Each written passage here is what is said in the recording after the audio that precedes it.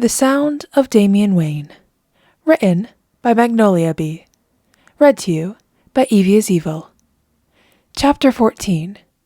Interlude. The Breach. Mrs. Briggs took a sip of her coffee before going back to her grading. It was a mindless task, punching in numbers for essays and reading logs on her computer. She had gotten behind on the process, letting other tasks get in the way. That was why she had decided to start the class with quiet reading time. The silence that had finally taken over the classroom was rare. No one was chattering. Instead, all eyes were on their books. This was notable, especially as it was the period before lunch. She frowned as she picked up Damian Wayne's paper. It was entirely blank, as all his recent work had been. The last time she had seen him pick up a pencil was when he'd drawn a few images for a poster. He'd never been perfect at turning things in on time, but they always ended up on her desk at some point in the following few days. Something had changed. He had become quieter and turned into himself, it seemed. Not that he'd been especially chatty before, but it was to a point where she couldn't remember the last time she'd heard him talk. She knew he was seeing Dr. Dahlman, but there was only so much help he could give, especially when their calls home never seemed to go through. He hadn't come to class yet, though, realistically, he might have been called in for another meeting with the counselor. It was still worth noting, nonetheless. Mrs. Briggs glanced upwards. His chair was empty, giving her a clear view of Cody. He was chewing on his pencil, his eyes darting to the desk in front of him. He seemed upset, almost conflicted, and she narrowed her eyes in concern. It wasn't obvious what the issue could be. She was well aware of his ongoing feud with Annabelle, but hadn't heard anything about it recently. She had the girl in a later period, so she could bring it up then. Something told her that wasn't the problem this time, especially with how his gaze was fixed on Damian's chair. She sighed, knowing her grading work would have to be put off for another day at the very least. She stood up, walking over to Cody, who looked up at her with a guilty expression. "Hey, could we speak outside? You're not in trouble. I just want to talk to you." He hardly looked convinced, and it was then she solidified that something was wrong when he failed to argue back. He merely stood up and trudged to the door, his friends watching him with confused faces. "Friends, I expect everyone to behave while I'm in the hall. If we're good, we can play Kahoot. I have prizes," she announced, and there was a murmur of excitement that rippled through the classroom before a few heads nodded, and she finally stepped out. She left the door open enough so that she could easily glance in if need be. Cody was staring at the floor. She looked him up and down, not noting any injuries. He seemed shaken up by something. "I noticed you seemed a little down in class. I wanted to ask if everything was okay." Mrs. Briggs kept her voice soft as she could, and had to keep her surprise from showing as Cody's eyes began to wet. "Well, it's just..." He fidgeted with his shirt. "I was wondering, what if someone looks hurt, and they don't want you to say anything, but you don't know if you should tell someone still?" She racked her brain for an explanation. "Did one of your friends get hurt in PE today?" I don't think so. I think before they did get hurt." "Sometimes our friends can be a little bit embarrassed about being hurt. But you should always tell an adult. Even if it's not serious, it's really important we check to make sure they're okay." He nodded slowly. "Then I should tell? Even if they seemed kind of scared?" She grimaced. "Especially then. No one should be scared." Okay. Cody glanced up at her. His hands were still pulling on the bottom of his shirt, and she'd suggest he stop in case he damaged his top, if he didn't seem so upset. Can I Can I tell you? Of course. This is the right thing to do. You're a good friend. He smiled briefly, unsure and likely for her benefit. Well, I was putting the equipment away for basketball with Damian, and when he pulled his penny off, it kinda pulled his jacket up too. And there were a lot of bruises, so I told him that maybe he should go to the nurse or something. But he got really upset, and he ran away, and I don't know where, but I don't think... He paused to catch his breath with a nauseous expression. It looked like maybe someone else did it. And I don't think... It's not good. I don't think it is. She felt her heart sputter as tears streamed down Cody's face. It was a revelation no 11-year-old should have to face.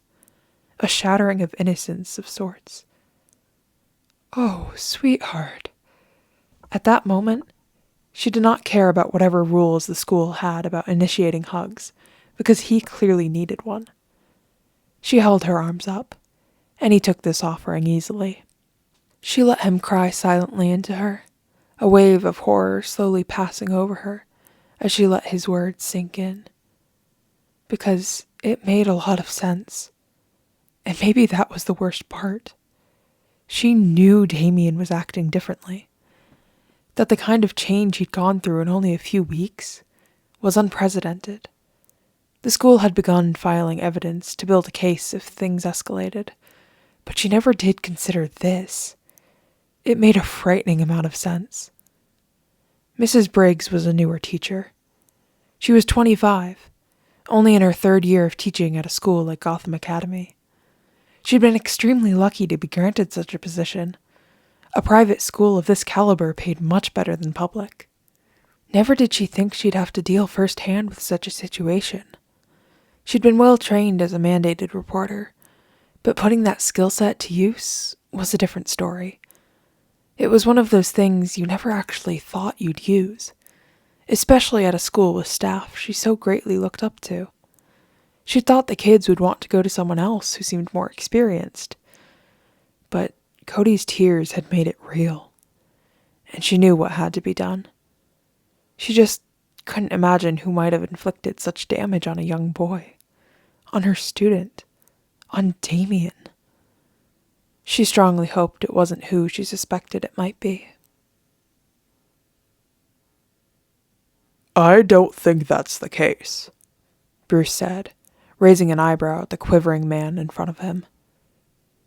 Well, you see, I wouldn't do that. It's true. Don't believe Shear. She doesn't know what she's talking about. He sputtered, gripping Bruce's desk like his life depended on it. I've been with you for how many years? Why now? Then explain this. Bruce slid a few papers over. The man paled as he read them over, surely realizing that he wasn't getting away with this. It's your account. I find it difficult to believe you did not know someone was siphoning money from the donation fund. He mumbled something again, and Bruce glared at him. Samuel Letterman had been with the company for almost 20 years, but it seemed even with the very generous salary, he was still dissatisfied. Samuel could only stare at the papers, eyes darting around like he could find a mistake, an error that he could spin in his favor. Bruce's phone rang. The noise was loud and echoing in his office, causing Samuel to jump. It was an unknown caller, but there was something about it that urged him to answer. A gut feeling that had saved him on endless occasions. Hello? Hi.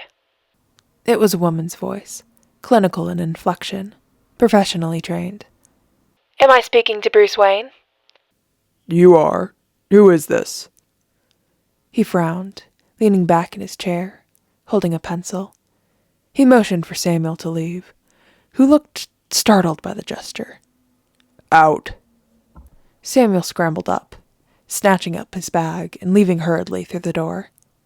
He slammed it, like he was containing some sort of animal in the room. The lights flickered with the noise, and Bruce glanced at them briefly. My name is Leah Paulson. I'm with the Gotham Child Protective Services. I'm calling about your son, Damian Wayne. He's currently in our protective custody. The pencil snapped in his hand. What? Why? He growled, his usual persona falling. Damian isn't in any danger. What are you talking about? I understand this is very upsetting. We received a report concerning injuries and potential safety risks. We conducted an assessment, and due to those concerns, we have placed him in a temporary safe placement while the investigation continues. Temporary? So this isn't permanent? He felt something in his gut churn.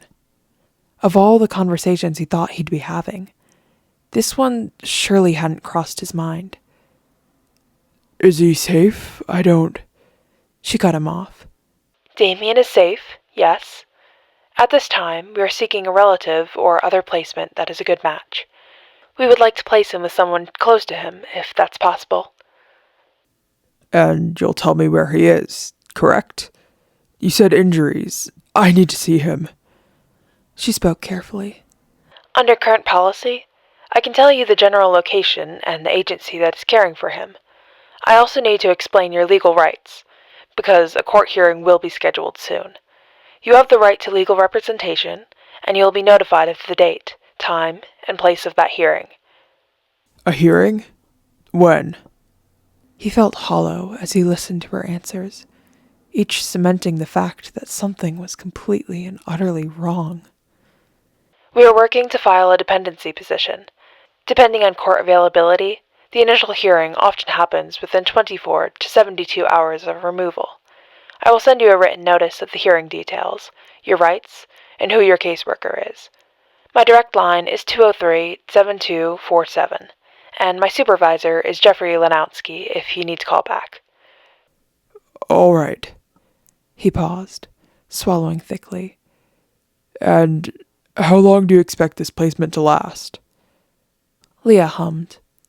That depends. Our first goal is temporary care while we complete our investigation.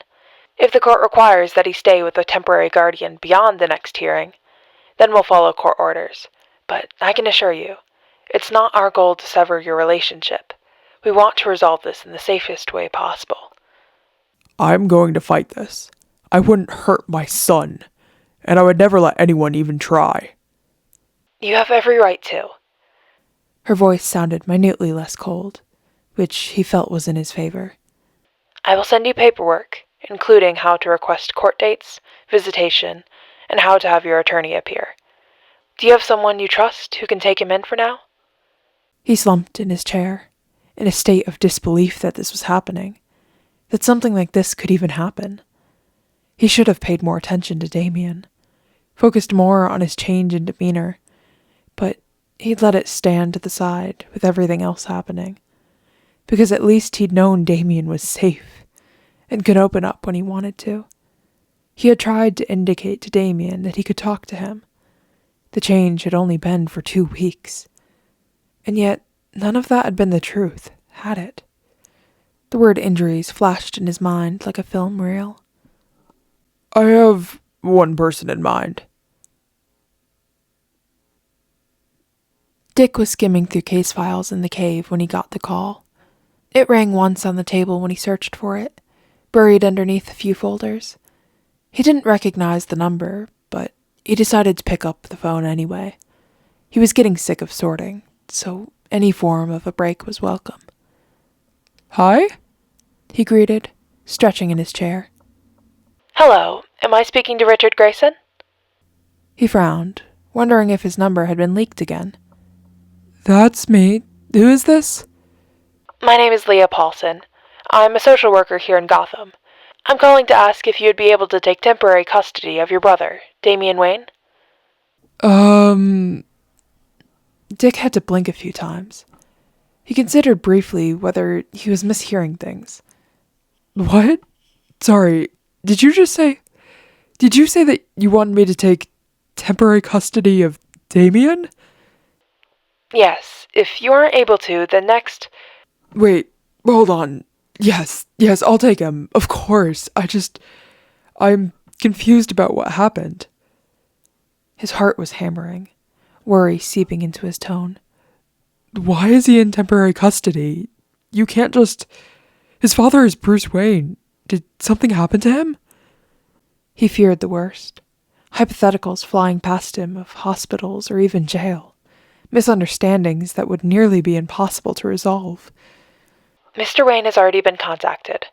Right now, we're mainly concerned with making sure Damian is with a verified adult family member. You've previously had custody over him, so you are the first choice. He let out a breath, shaking his head, disbelieving. Why is he not with Bruce? I understand this is a lot to process, Mr. Grayson.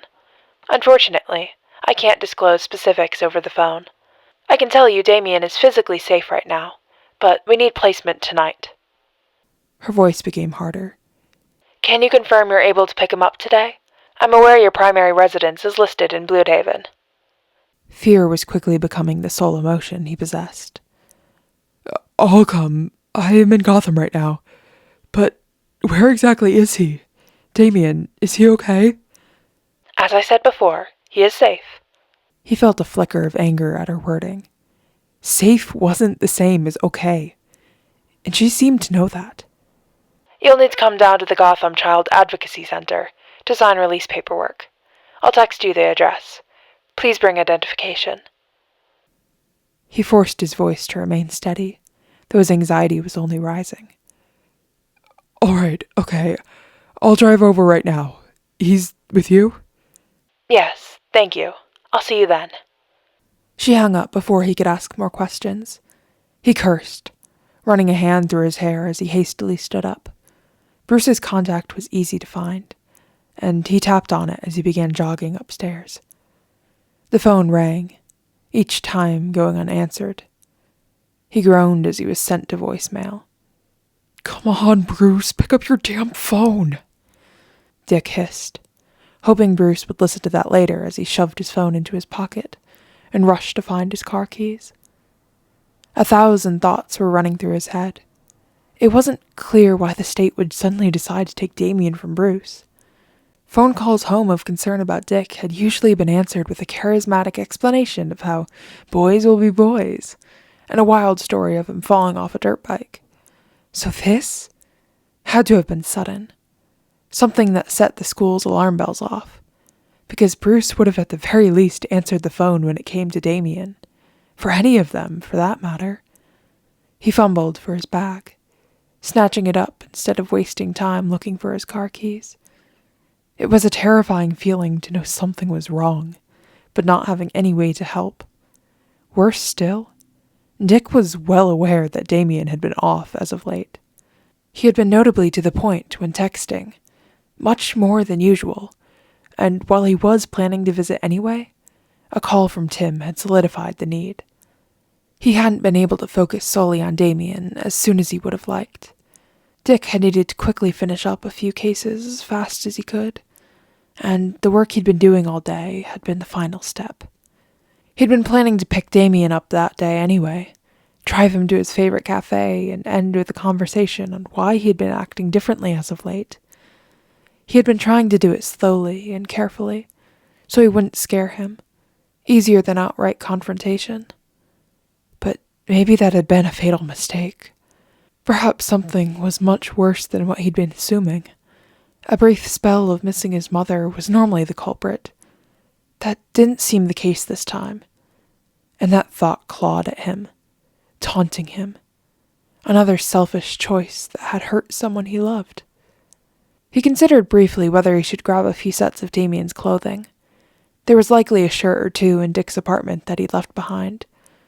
He'd make someone bring over whatever Damian needed. It didn't make any sense for him to waste his time. If they had already taken Damian from Bruce's custody, then that meant they had enough evidence for a full-on case. Likely, the worst was being assumed. It was in this hurry that he nearly knocked over Tim, who had turned the corner at the same time as him. There were a lot of unexpected sights that Tim had seen in the manor over the years. Some villains, a turkey named Jerry, and a kid who tried to kill him, but they've moved on, sort of, were just a few of the things he dealt with at home. So Dick, looking so frazzled, really shouldn't have been so surprising. He still managed to only narrowly avoid falling over as his brother ran into him. "Where's the fire?" Tim asked, only half joking. There weren't too many things that could get Dick so stressed, and as of late, he had narrowed the main possibilities to 2 suspects easily. Dick sighed, his hand pulling at his hair as he frowned. His bag was half on his shoulder, evidence of the clear rush he was in. "Tim, they took him." Tim raised an eyebrow, watching a flurry of emotions dance across his brother's face. "Social services, they have Damian. Bruce, where is he? He's got to know something about this. You mean CPS? What? Why?" He felt his heart rate tick up. "Is Bruce? He's alive. I know, the woman, Leah? She said that he had already been contacted about this." Dick let out a breath, shaking his head. "I can't reach him, though. I guess he's busy. Alfred's out. I need you to contact him, and probably everybody else, too." A dawning sense of horror began to creep up his spine. "You don't think..." "I think that they think he's being hurt by someone. It's the only real reason that would explain why they'd pull him from Bruce's custody so easily." Tim grimaced. It wasn't the first time something of the nature had been suspected of any of them. If anything, he'd be concerned if no one had ever been suspicious of the copious amounts of injuries he and his siblings had garnered as Robin. But it had never escalated to a point where CPS was called. "Abused? I mean, I know he's been acting off, but don't you think that's kind of a leap? He's probably been concerningly silent, sure, but that doesn't mean..." His voice trailed off as he noted the way Dick's jaw clenched. "I know, she wouldn't give me any real details, so I have no clue what might have even happened. We both got kidnapped. I know his arm is probably still banged up from that. Maybe someone saw that, and coupled with this change in behavior, it's not a good look." Dick finished for him. The handprint would surely do it, but he frowned still. Usually, that would be chalked up by Bruce to a fighting class of some sort, or if it was really that bad, he'd be kept home until the worst of it healed.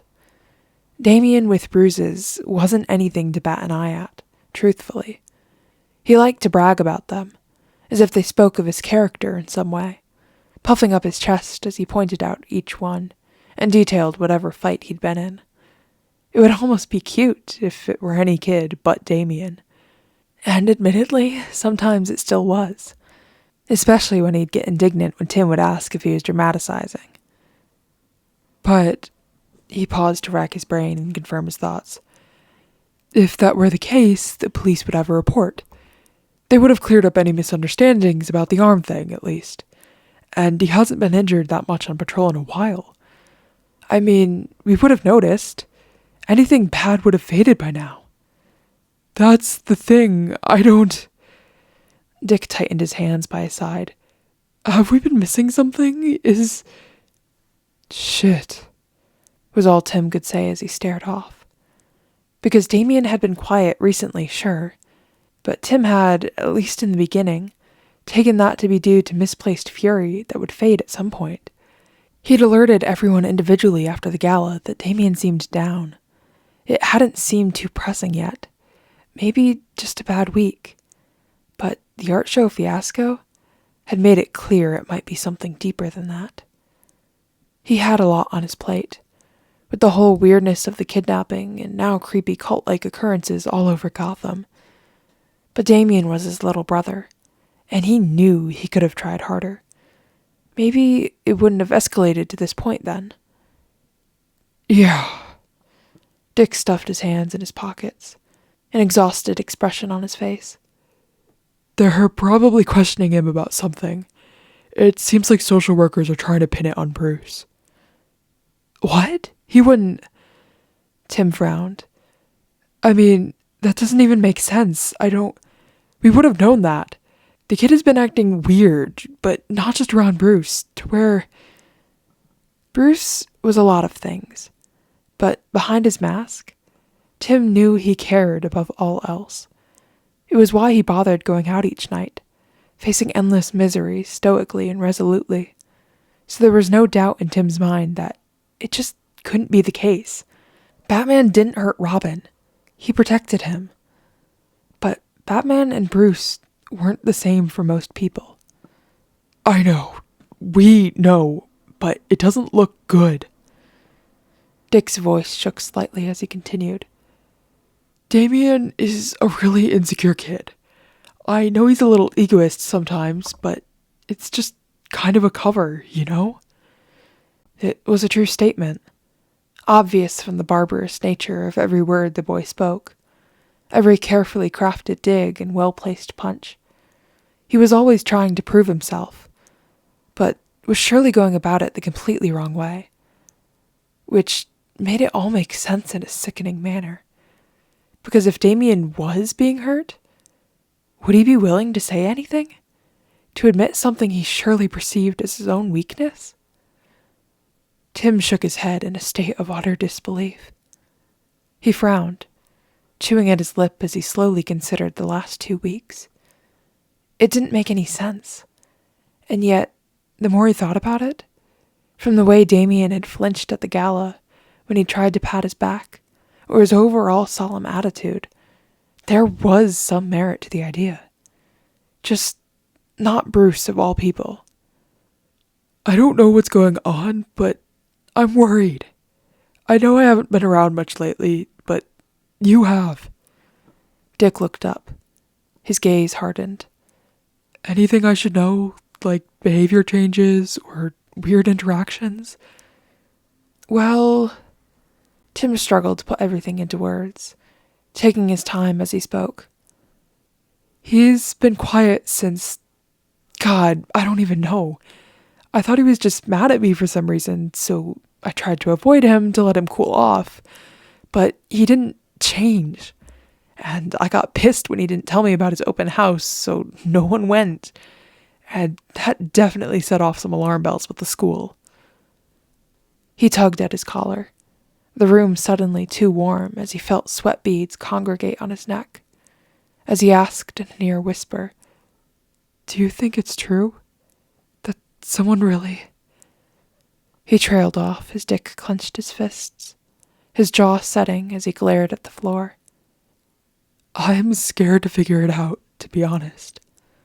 Tim sucked in a breath, his stomach churning. Because if Dick was without his usual facade, that brightness he brought to every conversation, that meant it truly was something bad. The man looked younger than he had in years, lost and unsure. Tim stepped forward tentatively, his mind screaming at him to somehow fix it all. He lifted his arm, carefully throwing it over his brother's shoulders, burdened for too long by the weight of the world. We'll figure it out together. Promise. Dick's hands were tight on the wheel, like they might slip off if he weren't careful. He's pretty sure he blew through a couple of stop signs, but that wasn't at the front of his mind. It was a 40-minute drive to the center. Gotham traffic was notorious, and he was becoming increasingly on edge with each concurrent merge. It was worse because it was rush hour, and everyone seemed to have somewhere to be. He almost wished he'd taken the Batplane, as the light before him remained a blinding red. His fingers tapped impatiently as he stared ahead, barely focusing on the road. There was a storm worth of thoughts rushing through his mind. He glanced at the interface of his car, where a call was flashing with Bruce's name under it. Dick clicked accept immediately. The line crackled for a second, before Bruce's voice came in over the car's speakers. Dick, I guess you're already headed over? Or do you need... He was agitated, his voice straining slightly.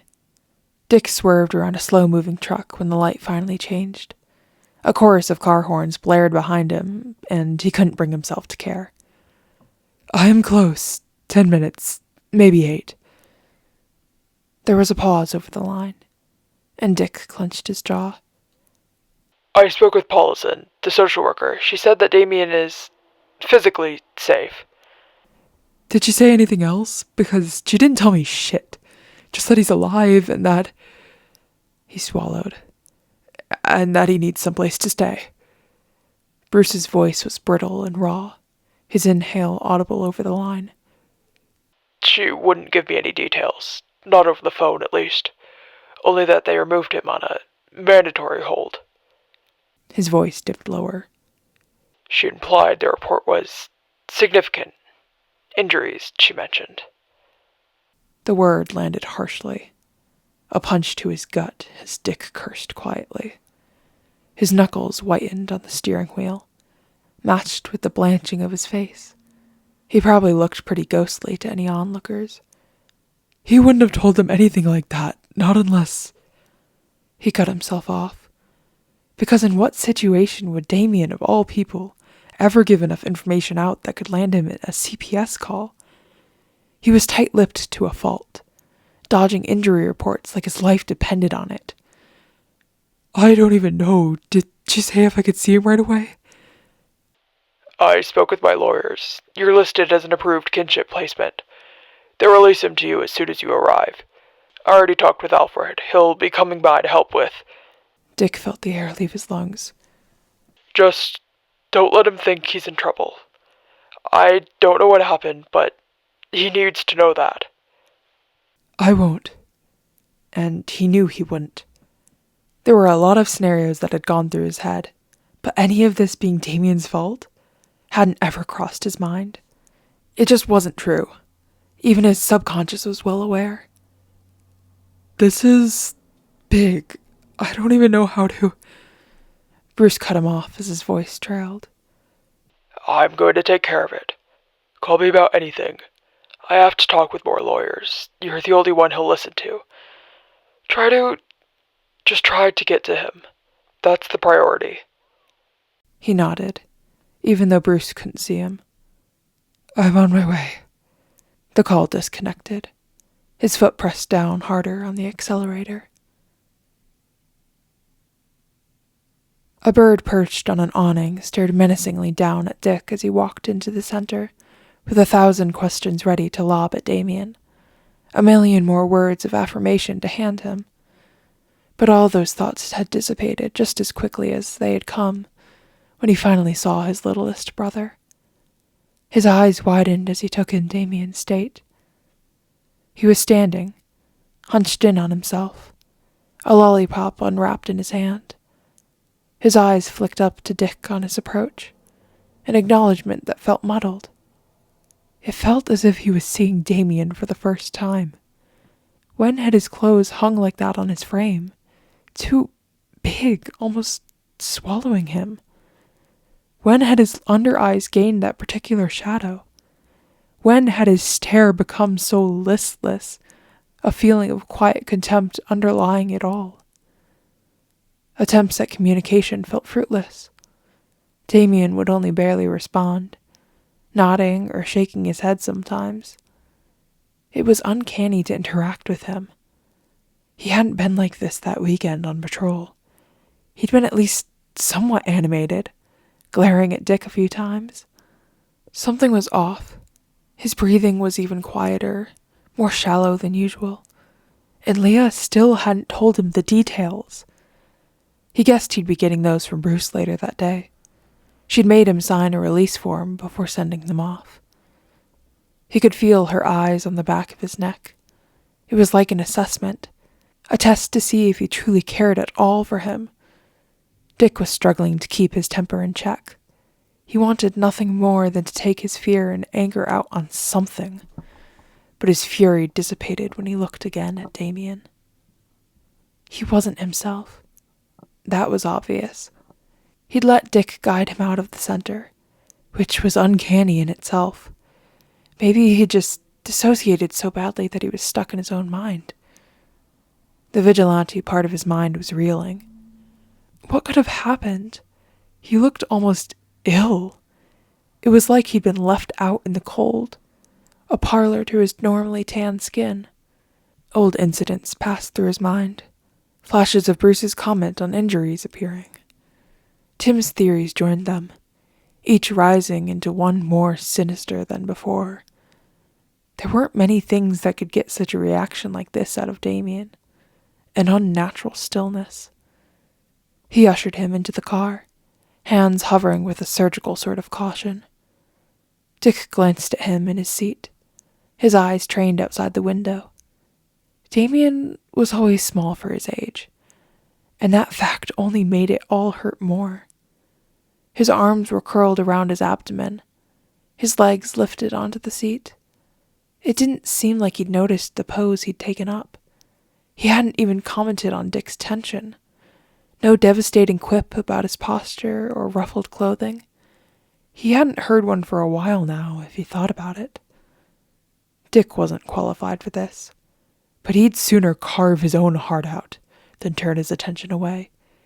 And he had a duty not only as Nightwing, but as Damian's brother. He was going to get some answers at home.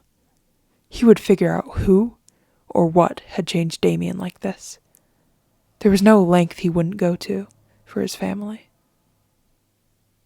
And that is the end of chapter 14. Author's notes. Confrontation next chapter, yay! I got a new computer, so now I can write faster, so another yay for that. And my wisdom teeth have finally been extracted, so triple yay. This is so embarrassing, but I've begun accidentally calling my coworker Cody, and I have literally no explanation to reasonably give for my sudden wrong name calling. Reader's note. One of the Codys in this chapter was misspelled as Kobe. So, it's crossing across Magnoliabee. Alright, let me continue. Would the school have had 2 contacts for Damian? Yes. But only Bruce is better for me for plot reasons. So, here we are. Hopefully everyone's point of view felt at minimum somewhat like them. And I know it was a tad repetitive, but I always like reading everyone's reactions in fics. Also, I wanted to make a playlist for the fic, but I need songs. Where is Constantine in all of this? Who knows? Melina, if that's her real name. Also, who knows? Damian? Safe. Kind of. Again, I will respond to all comments. Sorry if you see a random reply a while later. I'm going through them slowly, but surely. I read all of them. Y'all are so funny, smart, and amazing at theorizing. So again, I really, really appreciate all of the amazing support. And the fic recs I keep seeing on TikTok? Insane. Love to see it. Until next chapter, smiley face. And reader's notes from me. I believe it's going up before this. It's the Pain of Duality. I already introduced it, but I'm going to do it for here because not all of you read the same fics. I have a new mic. Hopefully it sounds all right. Editing V, it sounds very breathy. I'm going to work on that for next chapter because y'all don't need to be hearing me breathe every single sentence. Hopefully, and as I try it out, there will be kinks I have to work out. Hopefully there's not too many in this chapter. But, yay, new mic! Now on to notes about this reading. I did kind of like this chapter on it being like everyone's reactions. This one was nice. I got a little scared when I saw the interlude chapter because I didn't fully enjoy the Constantine one as much, but this one was nice. I liked this one. I like that his family just really is concerned. And Damian doesn't think his family is concerned at all, but they are. And it's so sweet. They vaguely mention it, what is it? But the theorizing and the comments, I gotta say, rereading this, I see all the little details. They keep mentioning last chapter I said I read that Dr. Dahlman was talking about how like he was attacked by a cow on his camping trip. It was a crow. And that's important because that's one of the little lore bits. They keep bringing up crows and like lights flickering. Ooh, spooky. Yeah. It's like placed so early on. If you went back and listened to it, you would hear a lot more mentions of like birds or crows just kind of like in the area watching. And then like lights flickering like near or around Damian. It's pretty cool. Sorry if that was spoilers. It's probably not. It's not really spoilers. But I just thought it cool to mention, and you guys can look for that if you wanted to go back or talk about it in the comments, I guess. I don't know. Yeah. I think that's my notes for this chapter. Yeah. So, thank you guys for listening, and bye!